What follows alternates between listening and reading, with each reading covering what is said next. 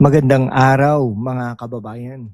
Welcome back to Hashtag Walk with Lan. Ako si Lan ng channel na ito at ngayon pag-uusapan natin ang pinakamainit na usapan sa politika ngayon. Possible tandem of Sara Duterte in 2028. Alam niyo ba, kamakailan lang, inanunsyo ni VP Sara na tatakbo siya for president sa 2028 at agad-agad, boom! Mga pangalan ng possible VP running mates lumutang parang popcorn sa sine. Pero sino ba talaga ang magiging katuwang niya?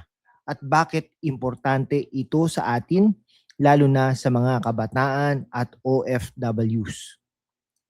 Manatili kayo hanggang dulo. May facts, may chismis na verified, may witty analysis, at syempre, membership flag para sa mga totoong supporters. Let's go! Una, bakit nga ba nanguna si Sara sa anunsyo?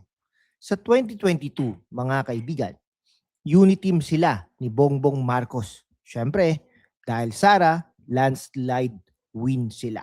Pero ngayon, away na sila.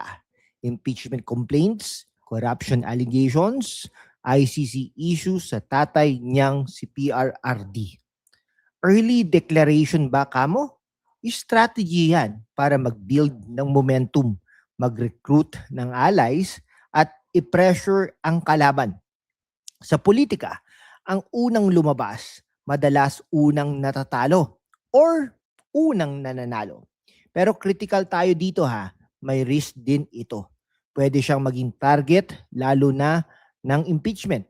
Pero fact, as of February 2026, multiple impeachment bids pa rin laban sa kanya. Actually, 4 po yan. Para sa mga kabataan, imagine ninyo, 2028, kayo na ang majority voters. Sa mga OFWs, ang boto ninyo decisive sa regions. Kaya importante, malaman kung sino ang katandem ni VP Sara Duterte. Kasi yon ang magdidetermine ng regional balance. O, isa-isahin po natin ha. Una sa list, Sara Duterte, President, Amy Marcos, VP. Okay. Float ito ni Senador Robin Padilla mismo. Sabi niya, it is time for women power. At volunteer pa siyang maging campaign manager ng Sara Amy Tandem.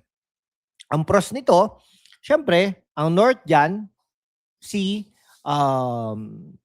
Amy Marcos, taga Ilocos Norte yan eh. So may base yan sa Ilocos Sur.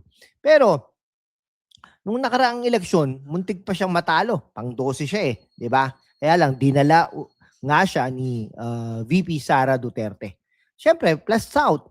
Okay, Davao, Duterte base yan. Equals solid geographical spread. Reconciliation angle, parang excess na nagbabalikan pero for the country daw. Si Amy, matagal nang running mate ni Sara. Sa kwento niya, di raw siya umalis sa tabi niya. May katotohanan din naman po yun. Ang cons dito, hilarious daw, sabi ng political scientist Antonio Contreras. Dahil sa current feud ng pamilya, si BBM, kapatid ni Amy, kalaban ni Sara. Pwede bang mangyari? Possible, pero drama level, 1,000%. Fact check. Padilla pushing hard, pero si Amy, joke lang daw siya na matagal ng running mate. Pero no firm yes pa. Okay, ito, number 2. Sara Bongo and Sara Robin Padilla. Okay, yun po yung mga possibility ha. Next, Sara plus Bongo. Sabi ni Panelo, unbeatable. Bakit? Bongo, super loyal kay PRRD. Strong yan sa Mindanao. At number 1 yan nung nakaraang eleksyon. At may national machinery from DSW days. At saka syempre, Mr. Malasakit. Definitely, baka maging secretary yan ng DSWD o secretary ng DOH. Pwede yan. Possible yan. Kahit hindi siya doktor, pwede namang mag-ano siya ng mga consultant as doctors. Tapos, tingnan nyo yung DPWH, di ba? Si Vince Dizon naman, hindi engineer. Pero may mga ano siya, may mga advisors at consultant na engineer. Tapos si Robin Padilla naman, no? Open siya, pero only if ordered ni Digong. Action star appeal, pro Duterte diehard, at entertaining sa Senate. Panelo calls both strong candidates na siguradong panalo. So definitely, ayaw ni Panelo kay Amy Marcos. Imagine niyo ha, tandem na, puro Davao loyalty. Parang barkada reunion sa Malacanang. O pero critical tayo dito. Bongo ba talaga magiging maganda as VP o mas maganda siya sa Senate? At si Robin, charisma yes, pero policy def, hindi po natin alam. Okay ha, para sa mga OFWs natin, Bongo popular sa masa dahil sa ayuda programs. Sa mga kabataan, Robin's memes keep it fun. Si Rodante Marcoleta, Partido Reforma backing him as tandem. Bakit? Religious appeal, anti-vax, anti-establishment vibe, strong sa conservative voters. May ibang nagsasabi din, si Alan Peter Cayetano, minention din minsan. Tandaan natin, si Alan Peter Cayetano, abogado, minority floor leader, at yan po ay, tawag doon, ay naging vice president, no? Candidate ni Pangulong Rodrigo Roa Duterte. Sayang lang natalo siya ni Leni Robredo. Okay? Pero less bas, no? Pangatlo yata 'yung pang-apat si Cayetano nung panahon na 'yon. So kaya lang minsan baka pag naging vice president yan, may tendency na baka siyempre nandun na siya, may ano yan, no? May ambisyon na rin yan. Baka biglang kalabanin niya si Pangulong Sara Duterte. No? Okay. So ang overall analysis, ang tandem ni Sara likely from pro-Duterte bloc, loyalty first. Hindi siya mag-aalayan sa kalaban, side unless major shift. Ito ang mga katanungan natin sa mga viewers. Sino sa tingin ninyo ang pinaka-strong na combination o tandem? Okay, Bongo, Robin Padilla, sino pa ba? Peter Cayetano, Amy Marcos. Sino pa? Baka Bam Aquino? Okay, ha? Comment down below. Sara Amy for drama. Sara Bong for loyalty. Vote in poll section.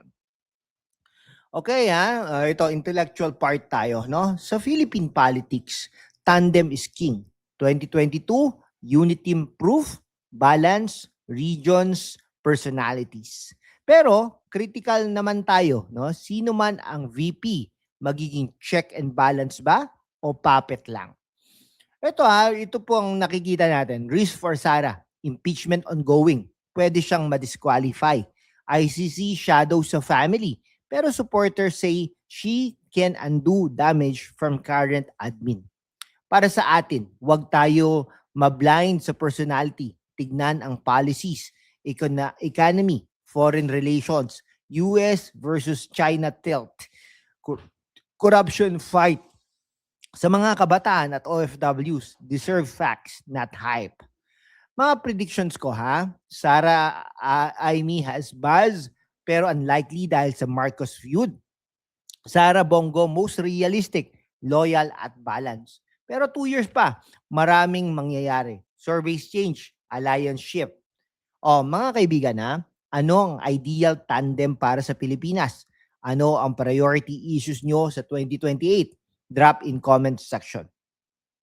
Mga kababayan, sa mundo kung saan ang kasinungalingan ay nangingibabaw, ang katotohanan ang unang sinisikil. Pero kasama kayo, magpapatuloy tayo sa laban, walang takot, walang kinikilingan, at laging handa para sa bayan. Sumali na sa aking YouTube channel membership sa #WalkWithLan at tulungan natin ang channel na maabot ang 100,000 subscribers. Malapit na po tayo. Ang inyong suporta ang susi sa kalayaan natin para ipagpatuloy ang pagbabalita ng katotohanan. Salamat at kita-kits sa laban. Like, subscribe, bell on, share sa group chats nyo, especially OFWs. See you next video. God bless the Philippines. Mabuhay po ang Pilipinas.